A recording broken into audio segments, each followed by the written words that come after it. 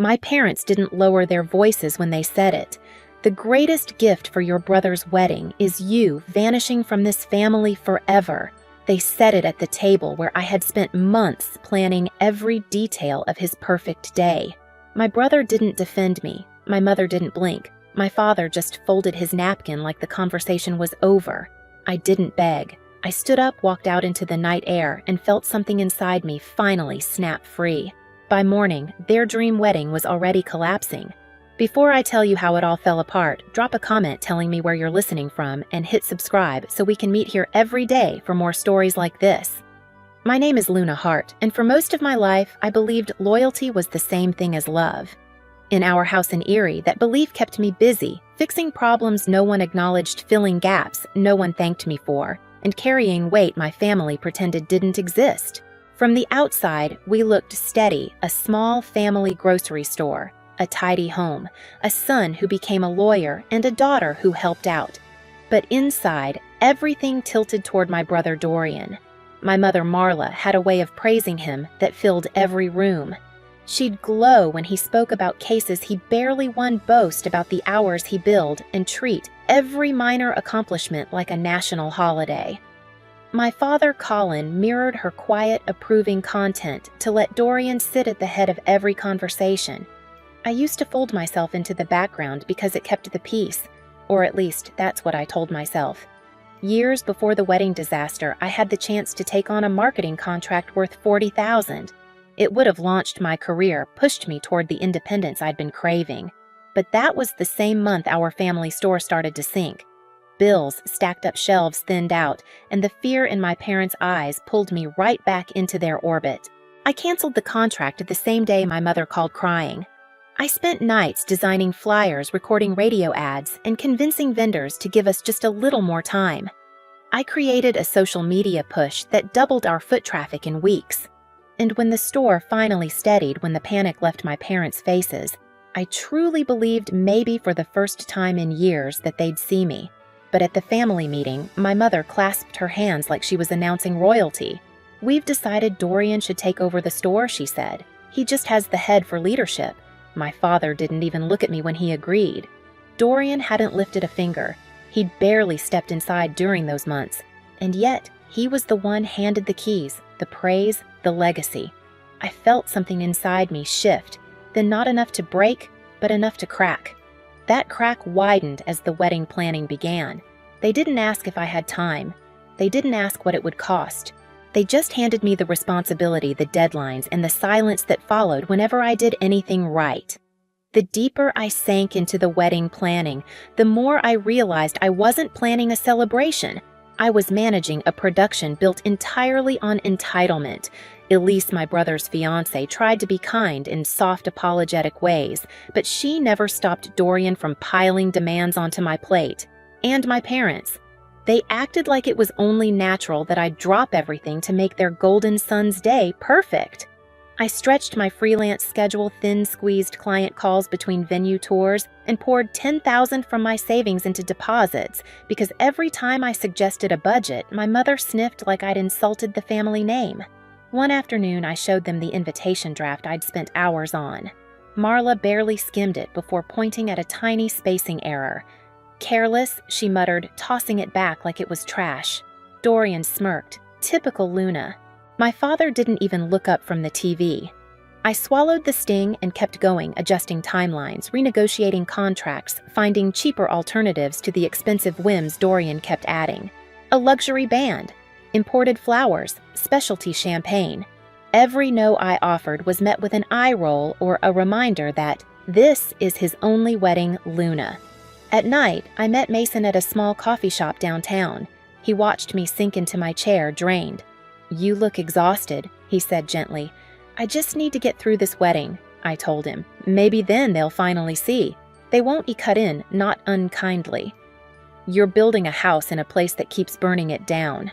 His words lingered long after I drove home. The turning point came at a bridal menu tasting a week before the wedding. I had meticulously selected dishes that matched our budget roasted chicken summer salads, simple sides that tasted far better than they cost. But Dorian pushed the plate away after a single bite. "This is bland," he said. "We need lobster." And real champagne, not whatever this is. My mother nodded instantly. Fix it, Luna. I reminded them I had already paid the deposits, that the upgrades would multiply the cost. Dorian leaned back, eyes cold. Stop cutting corners. Make it happen. Something broke inside me, then not a crack, not a shift, but a clean snap. The next day, Dorian posted on a local community page, "My sister is ruining our wedding with her laziness and cheap decisions." The comments flooded in neighbors I'd helped for years, calling me selfish and dramatic. That was the moment the quiet embers inside me turned into heat. Not rage yet, just heat. Steady, growing. The night everything cracked wasn't loud. It didn't need to be. The tension around the dinner table felt thick enough to chew. My mother had roasted chicken, the same meal she made for every important family night, but no one touched their plates. Dorian scrolled on his phone. Elise picked at her napkin. My father sipped his wine like he wished he were anywhere else. I had spent the entire day juggling vendor calls, trying to keep the wedding from tipping over the edge. I thought stupidly that tonight might be the moment to align expectations, to remind them all that I was paying half the deposits from my own savings. But the second I opened my planner, Dorian pounced. "We need upgrades," he said without looking up. "Lobster, better champagne, and book that photographer from Pittsburgh, the one Elise likes." I closed the planner slowly. There's no money left for upgrades. I already paid the deposits, and the photographer alone costs more than everything we've booked combined. Dorian scoffed. "You're always so dramatic. Just figure it out." My mother set down her fork with a sharp clink. "He's right, Luna." "Why are you making this difficult?" I felt my heartbeat thudding in my ears. "I'm not making it difficult. I've spent $10,000 of my own savings to cover this wedding. I'm out of money, out of options." My father finally looked up, only to shake his head. "This is your brother's once-in-a-lifetime day. Don't ruin it. Ruin it." The word landed like a slap. I stared at each of them, searching for even a flicker of gratitude. Nothing. Just annoyance that I couldn't stretch myself thinner. "I can't give you what you're asking for," I said quietly. That was when my mother leaned forward, voice low but razor sharp. "The greatest gift for your brother's wedding is you vanishing from this family forever." Elise's eyes widened. Dorian didn't react at all. My father folded his napkin like the conversation had simply concluded. Something inside me went still. Not broken, just still. I didn't yell. I didn't cry. I pushed my chair back, stood, and walked out. The night air hit my face like a cold, clean truth. I went straight to my room, pulled out a suitcase, and began packing in silence. Clothes, toiletries, documents, everything that had ever belonged solely to me. I grabbed my keys, walked to the door. When it clicked shut behind me, it sounded final. Like the last period at the end of a sentence I should have stopped writing years ago. The night I left Erie felt colder than usual, as if the whole city had stepped back from me, giving me room to breathe for the first time. I sat in my car with the engine off, staring at my hands on the steering wheel. They weren't shaking, they weren't clenched, they were steady, steadier than they had ever been in my parents' house. By morning, the sun rose into a sky that looked too calm for what I was about to do. But clarity has a quietness to it, and mine came with a list. First, I called the caterer. "I need to cancel all services for the Hart Grant wedding," I said. The coordinator hesitated. "There will be penalties." "That's fine." "Refund whatever can be refunded. Release the date. Next, the florist." Her voice softened when she recognized me. "I'm sorry," I told her. "Something's changed. Please cancel the order and send back whatever portion of my deposit you can." The band was trickier. They had already cashed my check, but banks have processes for disputes, and I filed one before lunchtime. By 2 in the afternoon, I'd recovered nearly all of my $10,000. Not by plotting revenge, not by destroying anything, simply by unraveling everything I had personally stitched together. My phone buzzed over and over, calls from my mother, my father, Elise, and eventually Dorian. I didn't answer. Not because I wanted to torture them, but because silence was the first boundary I had ever allowed myself. That evening, I stood in the center of my small studio apartment, the one I'd barely spent time in because I'd been living out of duty. I looked around at the bare walls, the unfolded laundry, the half-written project notes on my desk. For once, the mess was mine, and mine alone. The next morning, the wedding day arrived. Erie's air smelled like rain, even though the sky was clear. I didn't go to the venue. I didn't sit in my car and watch from afar. I simply opened my window, made a cup of tea, and let my silence speak for me. But the chaos still found me. Around 10, my phone lit up with a frantic call from Elise. I let it ring out, then another call, this time from an unknown number. Then my mother's name. Then my father's. Finally, a voicemail. I pressed play. "Luna?" My mother snapped, her voice sharp with panic. "The flowers aren't here. The florist says the order was canceled. Call them back right now." Before the voicemail even ended, another started. "This isn't funny," my father said, breathless. "The band isn't coming. The venue says there's no catering. What did you do?" Then the third one. "Dorian, you ruined everything," he hissed. "Fix this or don't bother coming back home. Actually, don't come back at all." I almost laughed at the irony. After all, they were the ones who told me to vanish. I had simply honored their request. While they spiraled, guests began to arrive at the venue. Shirley later told me someone she knew had been there and described it in perfect detail. The parking lot filled with confused relatives in suits and pastel dresses. Inside the venue smelled like nothing. No roses, no eucalyptus, no centerpieces soaking in water. A dozen round tables stood bare except for white linens that suddenly looked cheap without bouquets. The stage in the back sat empty, no microphones, no instruments.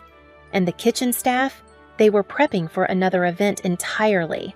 By noon, the panic hit full volume. Elise burst into tears when she realized there would be no first dance. My mother paced the hallway, complaining loudly to anyone who would listen. My father kept calling vendors, demanding answers he didn't want to hear. And Dorian, my brilliant, confident brother, stood in the center of the room, staring around like someone had pulled the world out from under him. He tried to salvage it. He tried to sound authoritative. "Everyone stay calm. It's just a mix-up, but lies fall apart fast when combined with entitlement." Guests murmured. Some left. Some whispered, "Did the family not pay their bills?" Others shook their heads like they were witnessing a predictable downfall. The best man attempted to start an impromptu speech to distract people. Elise cried harder. A child in the second row asked loudly, "Is there at least cake?"